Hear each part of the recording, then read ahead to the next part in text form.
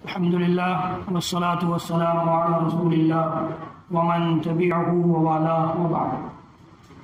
بزرگوں، دوستوں، اسلامی ماں اور بہنوں، امام مسلم رحمۃ اللہ علیہ نے اپنی کتاب صحیح مسلم میں کتاب الزہد والرقائق کے تحت مشہور صحابی رسول ابو ہریرہ رضی اللہ تعالیٰ عنہ کی ایک روایت نقل کی ہے۔ وہ کہتے ہیں کہ اللہ کے رسول صلی اللہ علیہ وسلم نے فرمایا، لمبی حدیث ہے اس لیے عربی عبارت میں نہیں پڑھوں گا، آپ کو ترجمہ پڑھ کے سناتا ہوں اور اس روشنی میں کچھ گفتگو کرتا ہوں، کہ کہتے ہیں کہ اللہ کے رسول صلی اللہ علیہ وسلم نے فرمایا کہ ایک شخص گزر رہا تھا صحرائی علاقے میں، کھلے ہوئے میدان میں، اور بادل بھی اوپر تھا، آسمان میں چھایا ہوا تھا۔ تو اس آدمی نے سنا کہ اس بادل کو حکم ہو رہا ہے کہ اس سے حدیقت فلان، کہ بادل تم فلاں کے باغ کو جا کر سیراب کر دو، بادل کو حکم ہو رہا ہے۔ اور پھر اس شخص نے دیکھا کہ انہیں پہاڑی اور صحرائی علاقوں میں بارش نازل ہوتی ہے، بارش ہوتی ہے، اور وہ پانی پتھروں کے بیچوں بیچ بہہ کر کے وہ کہیں جانے لگتا ہے۔ وہ پانی کے ساتھ ساتھ وہ آدمی بھی چل پڑتا ہے، چنانچہ وہ پانی ایک باغ میں پہنچتا ہے۔ اس باغ میں وہ آدمی جو اس قصے کو دیکھ رہا تھا وہ بھی جاتا ہے، تو وہ دیکھ رہا ہے کہ باغ میں ایک آدمی ہے جو کودال سے اپنے باغ کو سیراب کرنے کے لیے راستہ بنا رہا ہے پانی کے لیے۔ یہ جا کر پوچھتا ہے یہ آدمی کہ بھائی تمہارا کیا نام ہے، تم کون ہو؟ کہا کہ کیا بات ہے، تم میرا نام کیوں پوچھ رہے ہو، کیا ماجرا ہے؟ کہا کہ میں نے بادل کو یہ حکم دیے جاتے ہوئے سنا ہے کہ فلاں آدمی کے تمہارا ہی نام، اس بادل میں آواز جو آئی تھی تمہارا ہی نام تھا، تو اس آدمی کے باغ میں جا کر برس جاؤ۔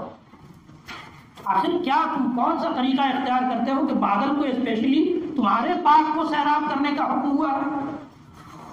اس آدمی نے کہا کہ دیکھو، جب تم نے پوچھ ہی لیا ہے اور سب کچھ جان ہی لیا ہے تو جان لو کہ میں اس باغ سے جو بھی پھل ہوتے ہیں، جو بھی غلہ یا پیداوار ہوتا ہے، میں اس کو 3 حصوں میں تقسیم کرتا ہوں۔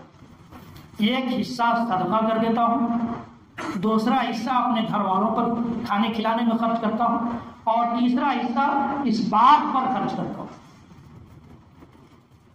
اس حدیث پر غور کیجیے، اور آج جو ہماری پریشانی ہے اس پر غور کیجیے کہ ہر آدمی، ہر کسان، ہر کھیتی کرنے والا بارش کے انتظار میں ہے۔ کالے بادل آتے ہیں اور چلے جاتے ہیں، پانی کا پتہ نہیں۔ اور اسی ملک میں جہاں پانی ہے وہاں لوگ پانی سے پریشان ہیں، یعنی دونوں طرح کا عذاب ہے۔ ایک طرف پانی نہ ہو کر کے عذاب ہے، اور دوسری طرف پانی ہو کر عذاب ہے، یعنی اللہ تعالیٰ خوش نہیں ہے، دونوں جانب اللہ تعالیٰ ناراض ہے۔ اللہ کے نبی صلی اللہ علیہ وسلم ایک بار خطبہ دے رہے تھے تو ایک شخص آیا اور کہا کہ اللہ کے رسول، جانور بھی بے چین ہیں، انسان بھی بے چین ہے، کھیتیاں تباہ ہو رہی ہیں، بارش نہیں ہو رہی، آپ دعا کر دیجیے۔ اللہ کے نبی صلی اللہ علیہ وسلم نے اسی ممبر سے دعا کی۔ صحابی کہتے ہیں کہ دیکھتے ہی دیکھتے میں ابھی ہم لوگ نماز سے فارغ نہیں ہوئے تھے کہ موسلادھار بارش شروع ہو گئی۔ تو نبی کی دعا تھی، نبی کی دعا تھی، نبی کی دعا تو قبول ہونی ہی ہے۔ موسلادھار بارش شروع ہوئی اور لگاتار 1 ہفتے تک برستا رہا۔ پھر دوسرے جمعے کو دوسرے صحابی آئے، اور وہی صحابی آئے، کہا کہ اللہ کے رسول بہت پانی ہو گیا، اب تو پانی سے لوگ پریشان ہو گئے، دعا کر دیجیے اللہ تعالیٰ سے کہ اللہ تعالیٰ بارش کو روک دے۔ تو اللہ کے نبی صلی اللہ علیہ وسلم نے دعا کی کہ اللہم حوالینا لا علینا، کہ آپ ارد گرد کے پہاڑیوں پر بارش برسا دے، ہمارے شہر میں اب بارش کی ضرورت نہیں۔ تو پھر بارش رکی۔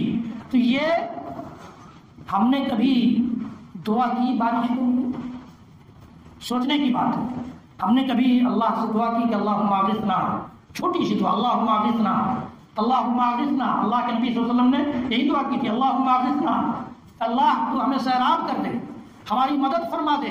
اللہم اغثنا غیثا مغیثا، بارش کے لمبی دعا ہے، اللہم اغثنا غیثا مغیثا مریعا مریعا نافعا غیر ضار عاجلا غیر عاجل، یہ بھی دعا ہے۔ لیکن اللہم اغثنا کبھی ہم نے سیکھا؟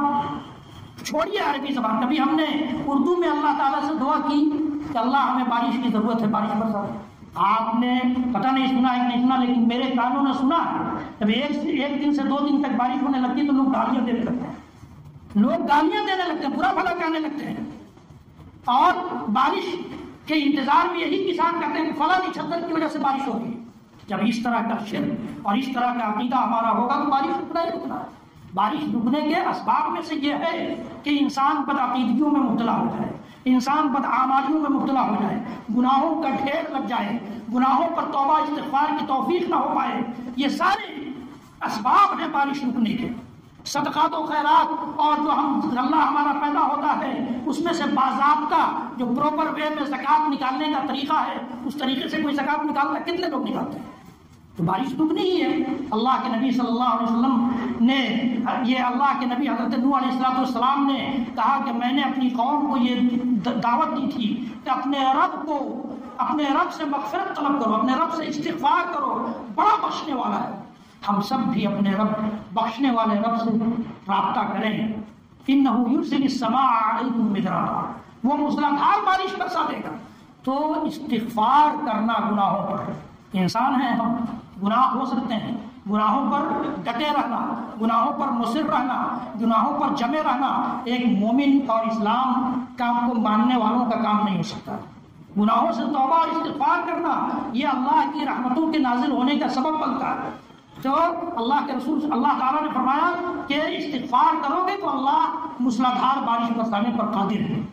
تو گناہوں سے باز آئیں اور استغفار کا طور طریقہ اختیار کریں، توبہ رب العالمین سے زیادہ کریں اور دعا کریں کہ اللہ ہماری فصلیں برباد ہو رہی ہیں، ہمارے جانور پیاسے ہیں، ہم ساری انسان بے چین ہیں، ہمیں بارش جیسی رحمت سے نواز دے جو ہمارے لیے، ہمارے جانوروں کے لیے، ہماری کھیتیوں کے لیے کامیابی کا ذریعہ بنے، ہمارے لیے راحت کا سانس لینے کا ذریعہ بنے۔ دعا تو کریں، دعا کرنے کی بھی عادت نہیں، دعا کرنے کا موقع نہیں ہے، عادت تو ہے، دعا کے لیے تو مار ہو جاتی ہے، دعا کے لیے تو مار ہو جاتی ہے، کیسے دعا کی جائے پتہ نہیں ہے، دعا کا کیا طریقہ ہے یہ نہیں پتہ ہے، لیکن دعا کے لیے مار ضرور کریں۔ تو دعا اللہ رب العالمین کو خوش کر کے، اللہ رب العالمین کی تعریف کر کے، اللہ رب العالمین کی حمد و ثنا بیان کر کے، محمد عربی صلی اللہ علیہ وسلم پر درود و سلام بھیج کر کے دعا کیجیے، اور پھر محمد عربی صلی اللہ علیہ وسلم پر درود و سلام بھیج کر اللہ کی تعریف کے ساتھ دعا ختم کیجیے۔ اتنا موقع ہے اگر تو دعا کر لیجیے، انشاءاللہ بارش ہوگی۔ رب العالمین ہم سب کو کہنے سننے سے زیادہ عمل کی توفیق دے۔